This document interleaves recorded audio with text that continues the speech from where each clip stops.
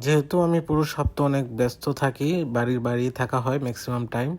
So আমি ফ্রাইডেতে একটু সময় পাই বাসার সবাইকে সময় দেওয়ার জন্য।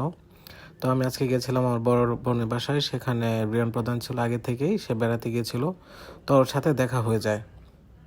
তারপর আমরা সাডেন প্ল্যান করি আমরা বাইরে কোথাও ঘুরতে যাব। তারপর আমরা উত্তরার দিকে রওনা দিই। আমরা প্ল্যান করি যে আমরা ডিয়াবাড়ির দিকে যাব। রিয়ান প্রধান শুধাই একটু ভাব নিয়ে গাড়িটা খুলে, ও ড্রাইভ এখনও শিখে নাই, ভবিষ্যতে শিখবে। তারপর আমরা গাড়ি ধরে বসি, রিয়ন প্রধান আমার পাশেই ছিল, আমি ড্রাইভ করছিলাম, সে ব্লগ করার ট্রাই করছিল, ভিডিও বানাচ্ছিল।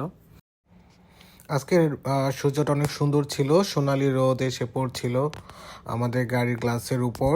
ফ্রাইডে হওয়াতে রাস্তাঘাট অনেকটা ফাঁকাই ছিল। আমরা খুবই অল্প সময়ের মধ্যে উত্তরায় পৌঁছে যাই। বলে রাখা ভালো, আমাদের সাথে আমার বড় বোন এবং আমার বড় বোনের মেয়ে নাজিফাও ছিল। যেহেতু ওরা একটু রিলিজিয়াস, হিজাব করে, সো আমরা ট্রাই করি তাদের ক্যামেরার সামনে না আনতে। তারপর আমরা উত্তরা হয়ে দেখতে দেখতে ডিয়াবাড়িতে চলে আসি। সামনেই দেখতে পাচ্ছেন মেট্রো রেলের স্টেশন দেখা যাচ্ছে।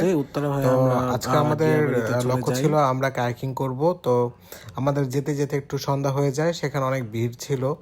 তারপর হয়েছে আবার শুনলাম সেখানে আজকে একটা মার্ডার হয়েছে, সো আমরা খুব তড়িঘড়ি করে উত্তরের দিকে আবার চলে আসি।